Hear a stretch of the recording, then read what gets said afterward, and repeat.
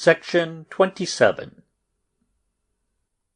But often enough, the things that he did not know, that he dreaded now to learn, it was Odette herself who spontaneously, and without thought of what she did, revealed them to him. For the gap which her vices made between her actual life and the comparatively innocent life which Swann had believed, and often still believed, his mistress to lead, was far wider than she knew. A vicious person, always affecting the same air of virtue before people whom he is anxious to keep from having any suspicion of his vices, has no register, no gauge at hand from which he may ascertain how far those vices, their continuous growth being imperceptible by himself, have gradually segregated him from the normal ways of life. In the course of their cohabitation, in Odette's mind, with the memory of those of her actions which she concealed from Swann, her innocuous actions, were gradually colored, infected by these, without her being able to detect anything strange in them, without their causing any explosion in the particular region of herself in which she made them live. But when she related them to Swann, he was overwhelmed by the revelation of the duplicity to which they pointed. One day he was trying, without hurting Odette, to discover from her whether she had had any dealings with procuresses. He was, as a matter of fact, convinced that she had not. The anonymous letter had put the idea into his mind, but in a purely mechanical way. It had been received there with no credulity, but it had, for all that, remained there, and Swann, wishing to be rid of the burden, a dead weight, but none the less disturbing, of this suspicion, hoped that Odette would now extirpate it for ever. "Oh, dear no, not that they don't simply persecute me to go to them."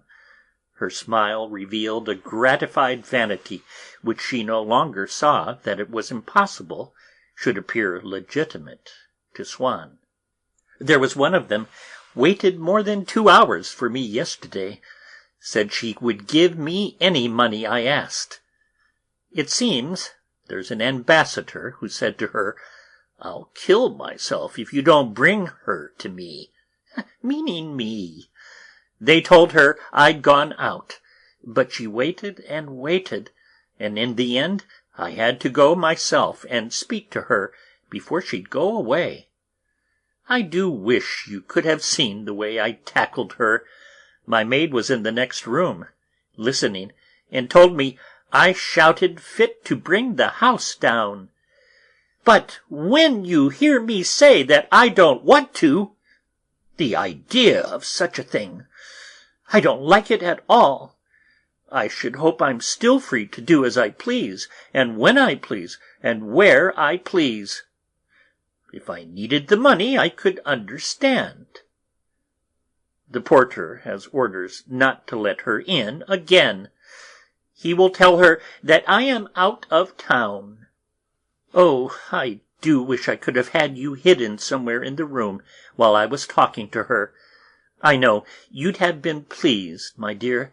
There's some good in your little Odette, you see, after all, though people do say such dreadful things about her."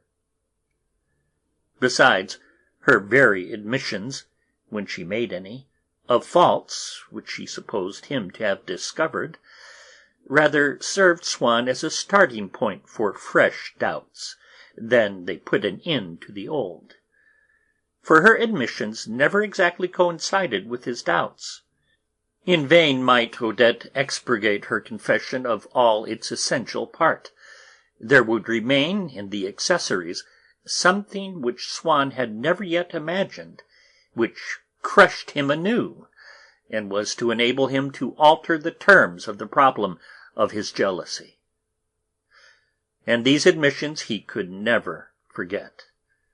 His spirit carried them along, cast them aside, then cradled them again in its bosom, like corpses in a river. And they poisoned it.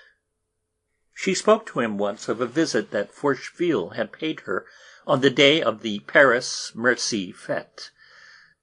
"What, you knew him as long ago as that?" "Oh, yes, of course you did," he corrected himself, so as not to show that he had been ignorant of the fact.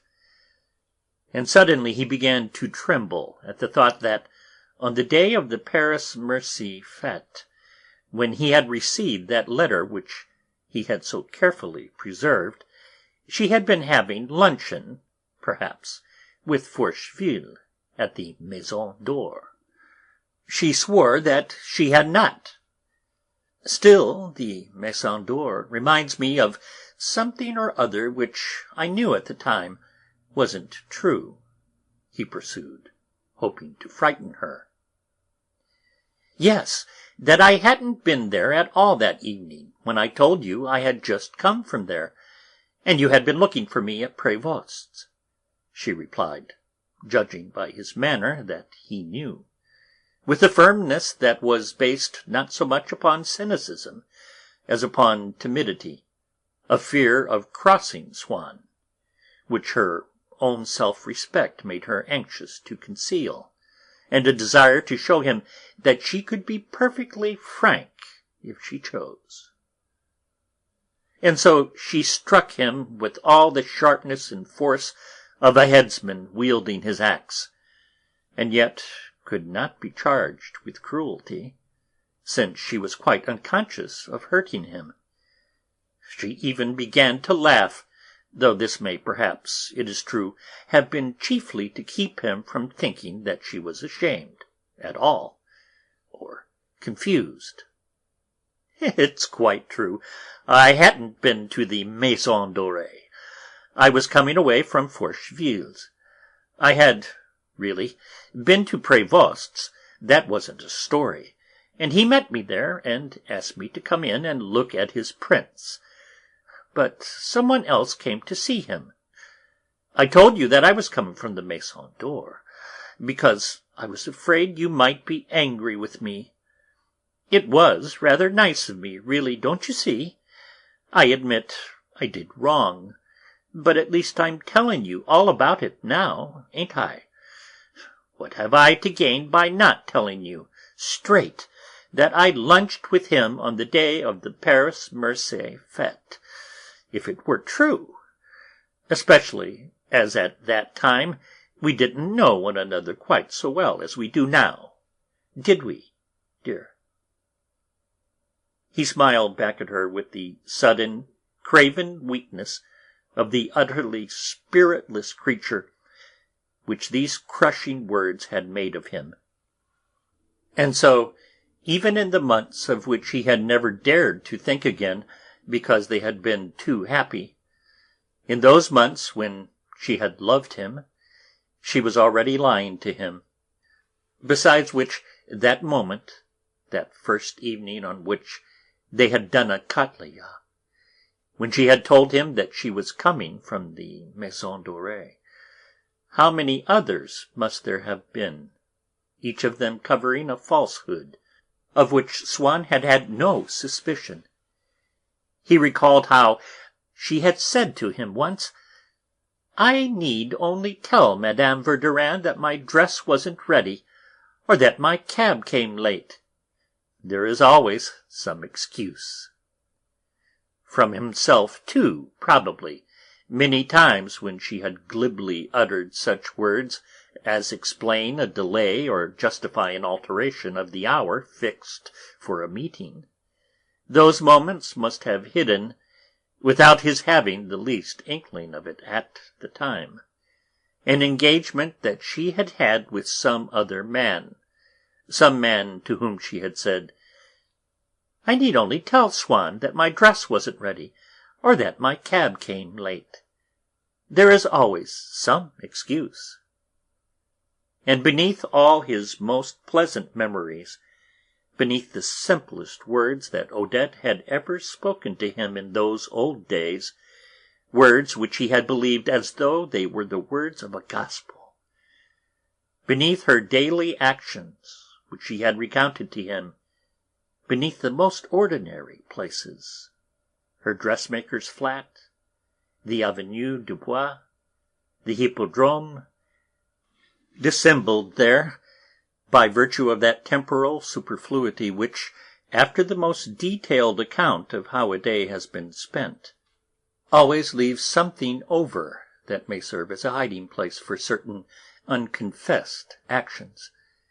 He could feel the insinuation of a possible undercurrent of falsehood, which debased for him all that had remained most precious, his happiest evenings, the Rue La Pérouse itself, which Odette must constantly have been leaving at other hours than those of which she told him, extending the power of the dark horror that had gripped him when he had heard her admission with regard to the Maison Dorée, and like the obscene gestures in the desolation of Nineveh, shattering stone by stone the whole edifice of his past.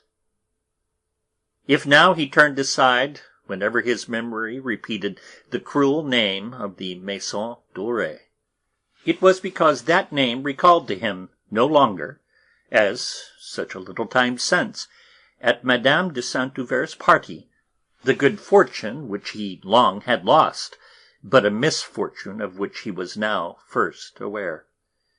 Then it befell the Maison Dorée, as it had befallen the island in the Bois, that gradually its name ceased to trouble him.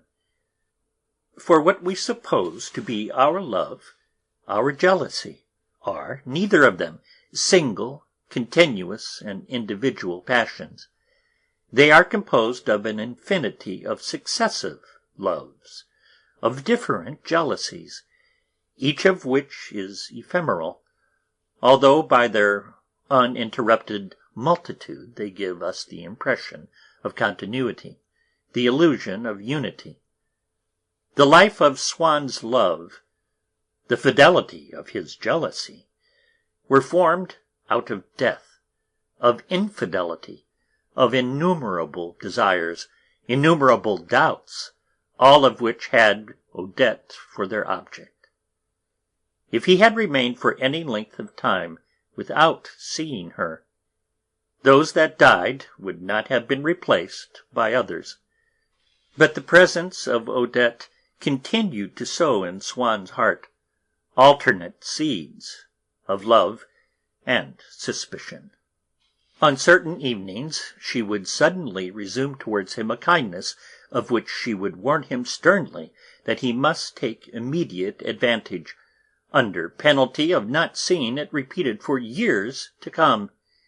He must instantly accompany her home to do a catleya, and the desire which she pretended to have for him was so sudden, so inexplicable, so imperious, the kisses which she lavished on him were so demonstrative and so unfamiliar, that this brutal and unnatural fondness made Swann just as unhappy as any lie or unkind action. One evening, when he had thus, in obedience to her command, gone home with her, and while she was interspersing her kisses with passionate words, in strange contrast to her habitual coldness, he thought suddenly that he heard a sound. He rose, searched everywhere, and found nobody, but he had not the courage to return to his place by her side, whereupon she, in a towering rage, broke a vase, with, "I never can do anything right with you, you impossible person," and he was left uncertain whether she had not actually had some man concealed in the room, whose jealousy she had wished to wound, or else to inflame his senses. Sometimes he repaired to gay houses, hoping to learn something about Odette, although he dared not mention her name. I have a little thing here you're sure to like," the manageress would greet him, and he would stay for an hour or so, talking dolefully to some poor girl who sat there astonished that he went no further. One of them, who was still quite young and attractive, said to him once, "Of course, what I should like would be to find a real friend. Then he might be quite certain I should never go with any other men again." Indeed, do you think it possible for a woman really to be touched by a man's being in love with her, and never be unfaithful to him? Asked Swann anxiously. Why, surely, it all depends on their characters. Swann could not help making the same remarks to these girls as would have delighted the Princesse des Laumes. To the one who was in search of a friend, he said with a smile, "But how nice of you! You've put on blue eyes to go with your sash. And you too, you've got blue cuffs on. What a charming conversation we are having for a place of this sort. I'm not boring you, am I, or keeping you?" "No, I've nothing to do, thank you. If you bored me, I should say so, but I love hearing you talk." "I am highly flattered. Aren't we behaving prettily?" he asked the manageress, who had just looked in. "Why, yes, that's just what I was saying to myself. How sensibly they're behaving. But that's how it is. People come to my house now just to talk. The prince was telling me only the other day that he's far more comfortable here than with his wife. It seems that nowadays all the society ladies are like that. A perfect scandal, I call it. But I'll leave you in peace now. I know when I'm not wanted," she ended discreetly, and left Swann with the girl who had the blue eyes. But presently he rose and said good-bye to her. She had ceased to interest him. She did not know Odette. The painter having been ill, Dr. Cottard recommended a sea voyage. Several of the faithful spoke of accompanying him. The Verdurins could not face the prospect of being left alone in Paris, so first of all hired, and finally purchased a yacht. Thus Odette was constantly going on a cruise. Whenever she had been away for any length of time, Swann would feel that he was beginning to detach himself from her. But as though this moral distance were proportionate to the physical distance between them, whenever he heard that Odette had returned to Paris, he could not rest without seeing her. Once, when they had gone away, as everyone thought, for a month only, either they succumbed to a series of temptations, or else M. Verdurin had cunningly arranged everything beforehand to please his wife, and disclosed his plans to the faithful only as time went on. Anyhow, from Algiers they flitted to Tunis, then to Italy, Greece, Constantinople, Asia Minor. They had been absent for nearly a year, and Swann felt perfectly at ease and almost happy, albeit M. Verdurin had endeavoured to persuade the pianist and Dr. Cottard that their respective aunt and patients had no need of them, and that, in any event, it was most rash to allow Madame Cottard to return to Paris, where Madame Verdurin assured him a revolution had just broken out. He was obliged to grant them their liberty at Constantinople. And the painter came home with them. One day, shortly after the return of these four travellers, Swann, seeing an omnibus approach him, labelled Luxembourg, and having some business there, had jumped on to it, and had found himself sitting opposite Madame Cottard, who was paying a round of visits to people whose day it was. in full review order, with a plume in her hat, a silk dress, a muff, an umbrella, which do for a parasol if the rain kept off, a card-case, and a pair of white gloves fresh from the cleaners. Wearing these badges of rank, she would, in fine weather, go on foot from one house to another in the same neighbourhood, but when she had to proceed to another district, would make use of a transfer ticket on the omnibus. For the first minute or two, until the natural courtesy of the woman broke through the starched surface of the doctor's wife, not being certain, either, whether she ought to mention the Verdurin before Swann, she produced quite naturally, in her slow and awkward but not unattractive voice, which every now and then was completely drowned by the rattling of the omnibus, topics selected from those which she had picked up, and would repeat in each of the score of houses up the stairs of which she clambered in the course of an afternoon. I needn't ask you, Monsieur Swann, whether a man so much in the movement as yourself has been to the Mirliton, to see the portrait by Machard that the whole of Paris is running after. Well, and what do you think of it? Whose camp are you in? Those who bless or those who curse? It's the same in every house in Paris now. No one will speak of anything else but Machard's portrait. You aren't smart, you aren't really cultured, you aren't up to date, unless you give an opinion on Machard's portrait. Swann having replied that he had not seen this portrait, Madame Cottard was afraid that she might have hurt his feelings by obliging him to confess the omission. "Oh, that's quite all right. At least you have the courage to be quite frank about it. You don't consider yourself disgraced because you haven't seen Machard's portrait. I do think that's so nice of you. Well, now, I have seen it.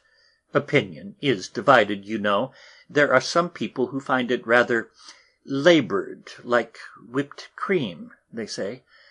But I think it's just ideal. Of course, she's not a bit like the blue and yellow ladies that our friend Biche paints. That's quite clear.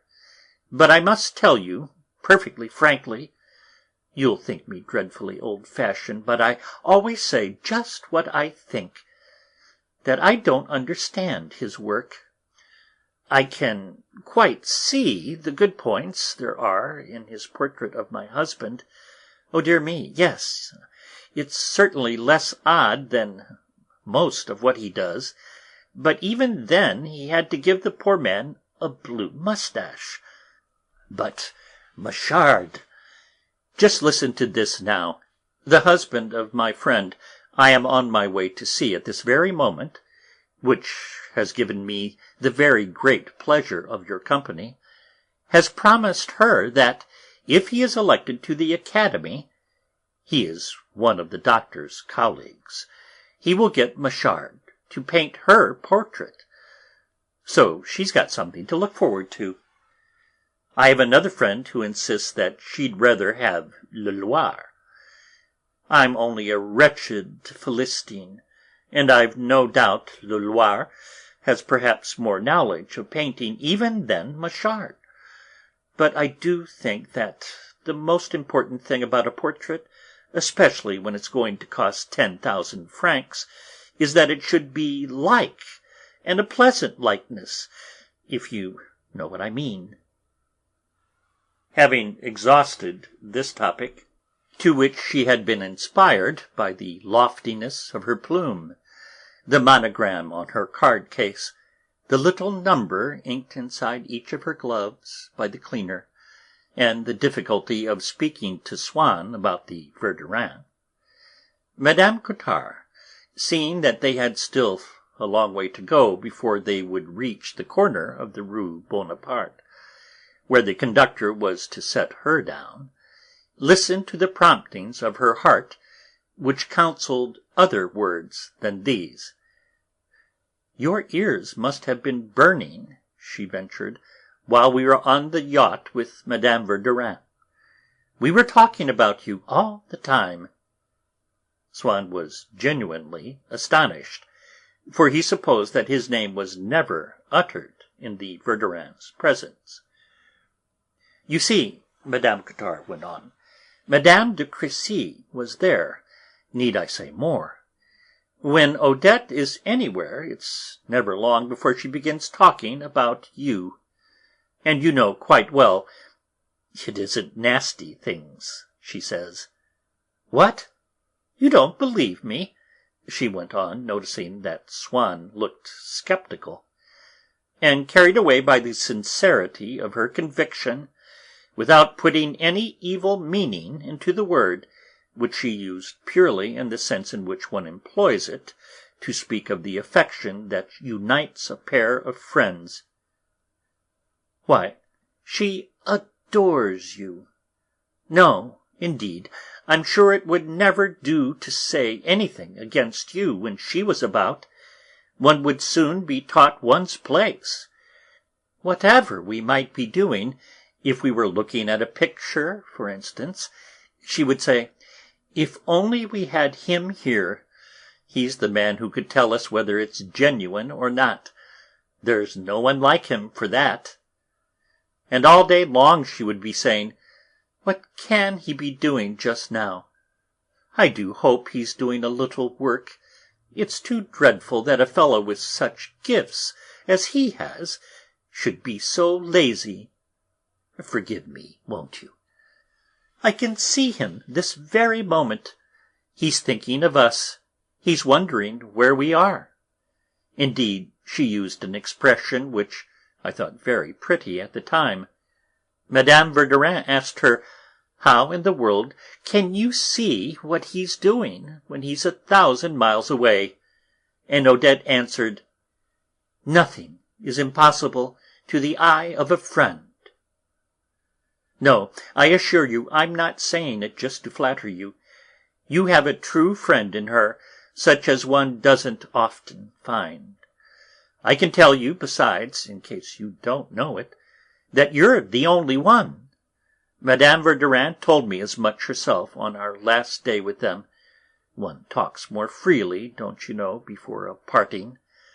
I don't say that Odette isn't fond of us, but anything that we may say to her counts for very little beside what Swann might say. Oh, mercy, there's the conductor stopping for me.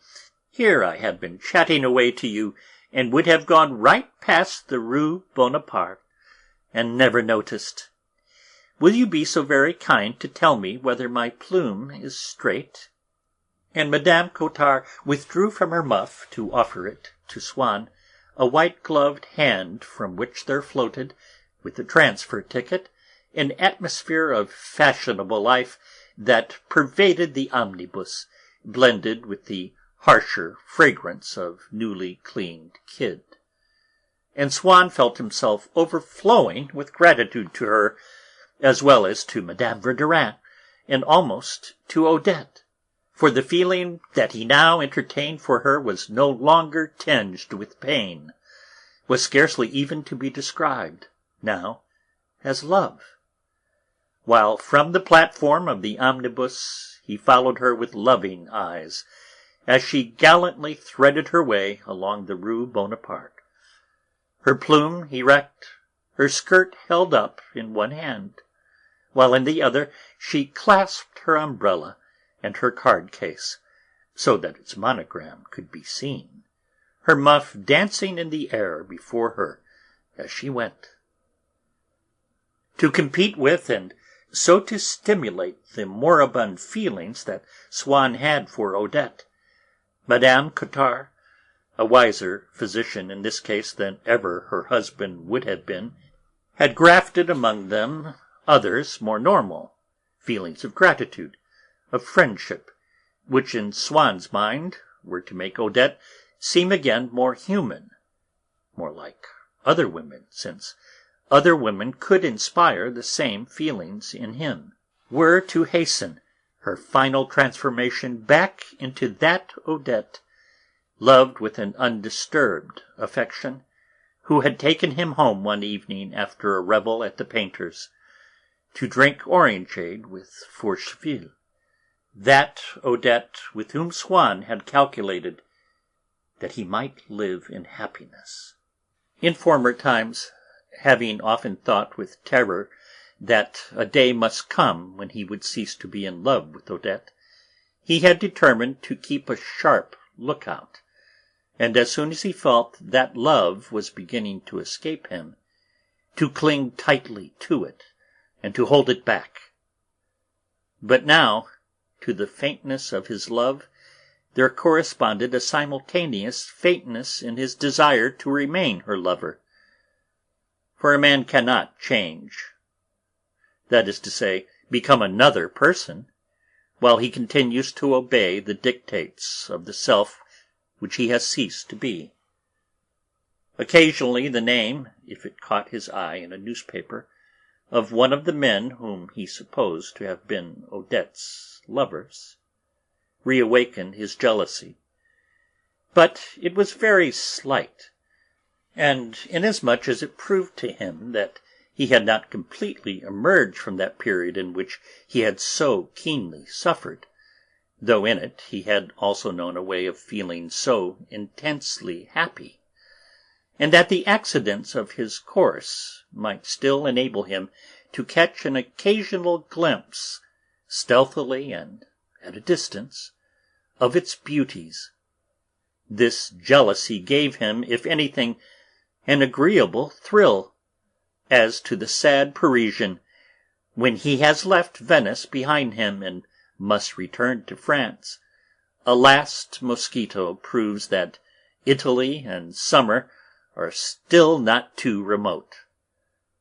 But as a rule, with this particular period of his life from which he was emerging, when he made an effort, if not to remain in it, at least to obtain, while still he might, an uninterrupted view of it, he discovered that already it was too late. He would have looked back to distinguish, as it might be, a landscape that was about to disappear, that love from which he had departed, but it is so difficult to enter into a state of complete duality, and to present to oneself the lifelike spectacle of a feeling which one has ceased to possess, that very soon, the clouds gathering in his brain, he could see nothing. He would abandon the attempt, would take the glasses from his nose and wipe them, and he told himself that he would do better to rest for a little, that there would be time enough later on, and settled back into his corner with as little curiosity, with as much torpor, as the drowsy traveller who pulls his cap down over his eyes so as to get some sleep in the railway carriage that is drawing him. He feels faster and faster out of the country in which he has lived for so long, and which he vowed that he would not allow to slip away from him without looking out to bid it a last farewell. Indeed, like the same traveller, if he does not awake until he has crossed the frontier and is again in France, when Swann happened to alight, close at hand, upon something which proved that Forcheville had been Odette's lover, he discovered that it caused him no pain. That love was now utterly remote, and he regretted that he had had no warning of the moment in which he had emerged from it for ever.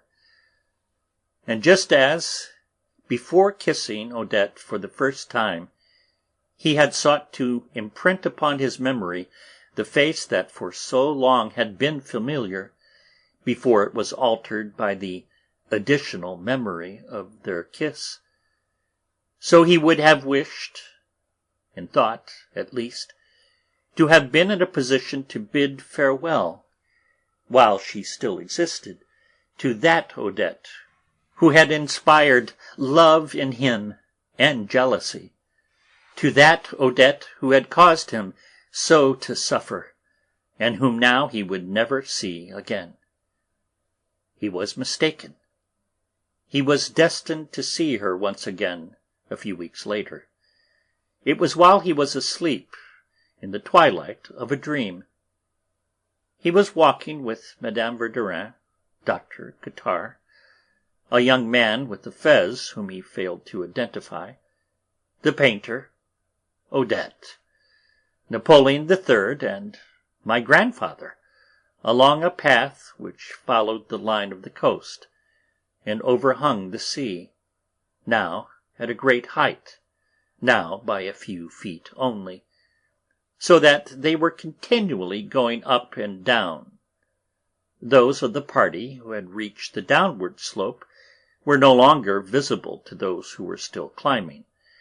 What little daylight yet remained was failing, and it seemed as though a black night was immediately to fall on them. Now and then the waves dashed against the cliff, and Swann could feel on his cheek a shower of freezing spray. Odette told him to wipe this off, but he could not, and felt confused and helpless in her company, as well because he was in his nightshirt. He hoped that in the darkness this might pass unnoticed. Madame Verdurin, however, fixed her astonished gaze upon him for an endless moment, in which he saw her face change its shape, her nose grow longer, while beneath it there sprouted a heavy moustache. He turned away to examine Odette. Her cheeks were pale, with little fiery spots, her features drawn and ringed with shadows, but she looked back at him with eyes welling with affection, ready to detach themselves like tears and to fall upon his face, and he felt that he loved her so much that he would have liked to carry her off with him at once. Suddenly, Odette turned her wrist, glanced at a tiny watch, and said, "I must go." She took leave of everyone in the same formal manner, without taking Swann aside, without telling him where they were to meet that evening or next day. He dared not ask. He would have liked to follow her. He was obliged, without turning back in her direction, to answer with a smile some question by Madame Verdurin. But his heart was frantically beating. He felt that he now hated Odette. He would gladly have crushed those eyes which, a moment ago, he had loved so dearly, have torn the blood into those lifeless cheeks. He continued to climb with Madame Verdurin. That is to say, that each step took him farther from Odette, who was going downhill and in the other direction. A second passed, and it was many hours since she had left him. The painter remarked to Swann that Napoleon III had eclipsed himself immediately after Odette. They had obviously arranged it between them, he added. They must have agreed to meet at the foot of the cliff, but they wouldn't say good-bye together. It might have looked odd. She is his mistress. The strange young man burst into tears. Swann endeavoured to console him. "After all, she is quite right," he said to the young man, drying his eyes for him and taking off the fez to make him feel more at ease. "I've advised her to do that, myself, a dozen times. Why be so distressed? He was obviously the man to understand her." So Swann reasoned with himself, for the young man, whom he had failed at first to identify, was himself also. Like certain novelists, he had distributed his own personality between two characters, him who was the first person in the dream, and another whom he saw before him, capped with a fez.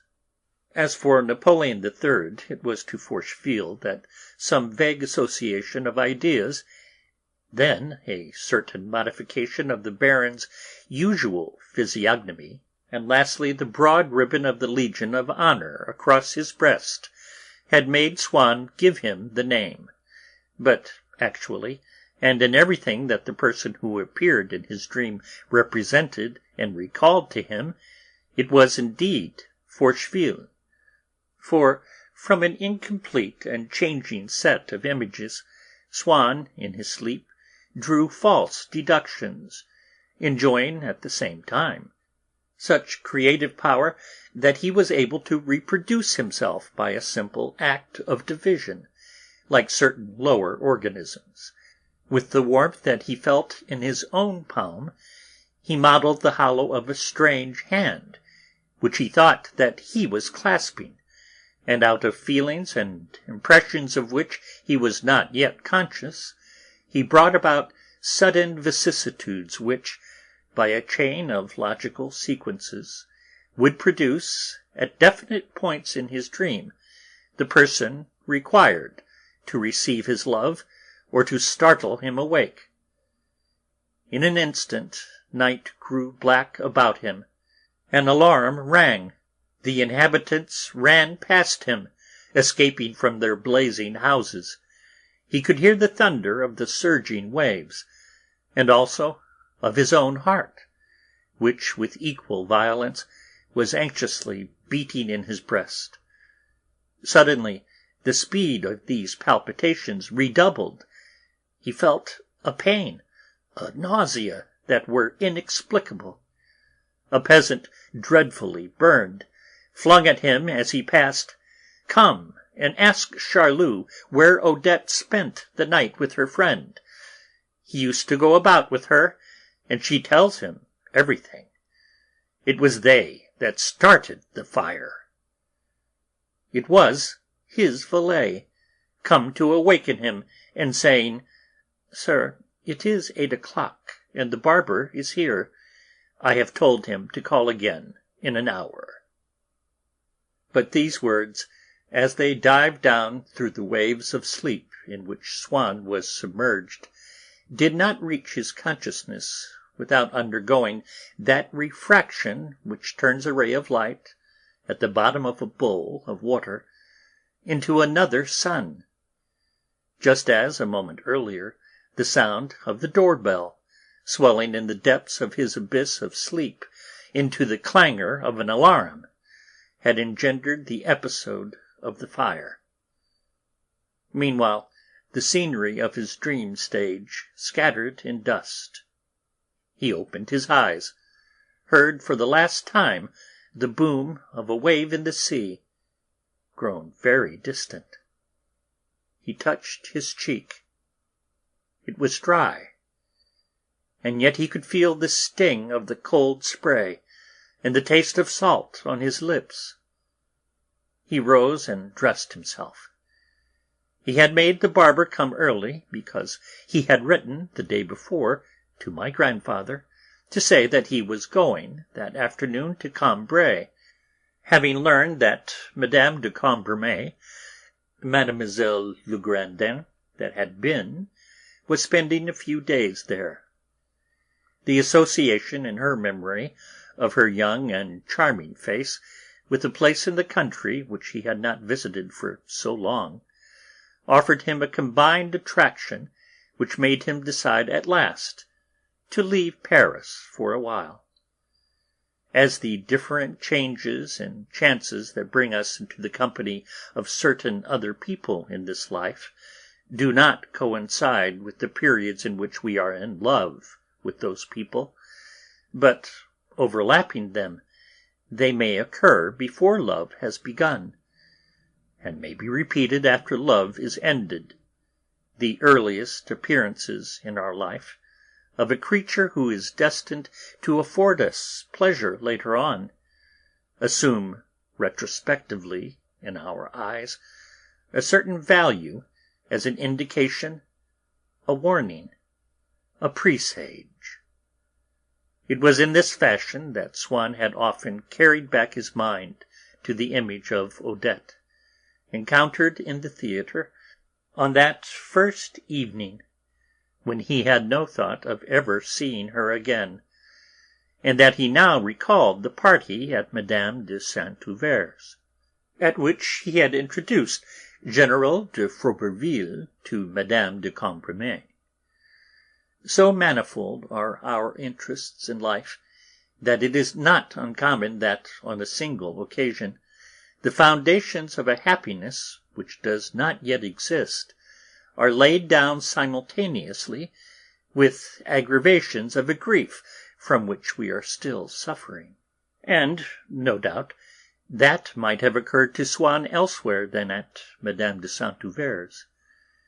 Who indeed can say whether, in the event of his having gone that evening somewhere else, other happinesses, other griefs would not have come to him, which later would have appeared to have been inevitable.